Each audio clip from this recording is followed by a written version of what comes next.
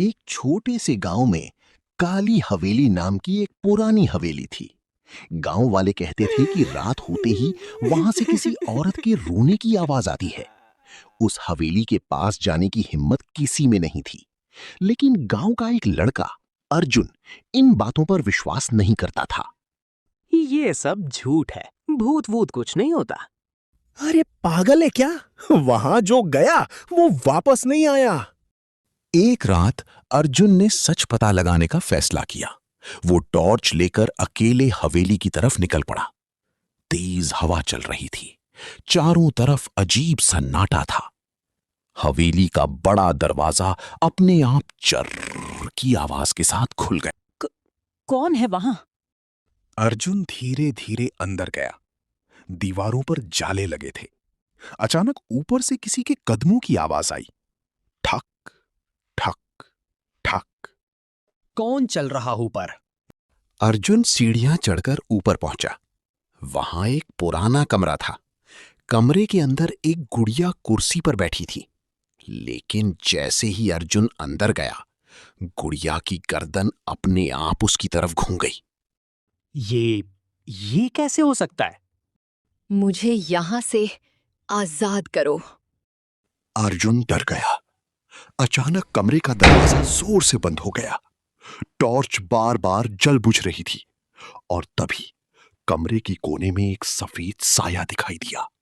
उसकी आंखें पूरी काली थीं। तुम यहाँ क्यों आए हो? भूतनी धीरे धीरे अर्जुन के पास आने लगी। कमरे का तापमान अचानक बहुत ठंडा हो गया। अर्जुन के हाथ कांपने लगे। इस हवेली में आने वाले कभी वापस नहीं जाते। मुझे जाने दो, मैंने कुछ नहीं किया।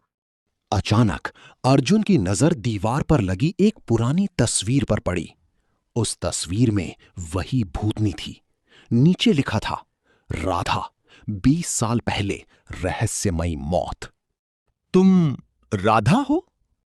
मुझे धोखा दिया गया था। उन्होंने मुझे मार दिया। राधा की आंखों से खून के आंसू निकलने लगे। पूरी हवेली हिलने लगी। अचानक नीचे से किसी आदमी की हंसी सुनाई दी। रहस्यमयी आदमी। कोई भी इस राज को नहीं जान पाएगा। अर्जुन नीचे भागा।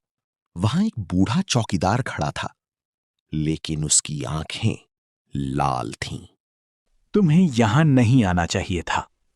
तुम कौन हो? मैं ही हूं जिसने राधा को मारा था। इतना सुनते ही राधा की आत्मा गुस्से में प्रकट हुई। पूरा कमरा अंधेरे से भर गया। हवा तेज चलने लगी। आज तुम्हारी मौत तय है। नहीं, मुझे माफ कर दो। राधा ने अपनी शक्तियों से चौकीदार को हवा में उठा लिया। चौकीदार जोर जोर से चिल्लाने लगा और अचानक वो गायब हो गया। पूरा हवेली शांत हो गई। अब मैं आजाद हूं। सुबह होते ही अर्जुन हवेली से बाहर निकला। गांव वाले उसे देखकर हैरान रह गए। उस दिन के बाद काली हवेली से कभी कोई आवाज नहीं आई। लेकिन कहते हैं, आज भी अमावस्या की रात वहां एक गुड़िया अपने आप हिलती है।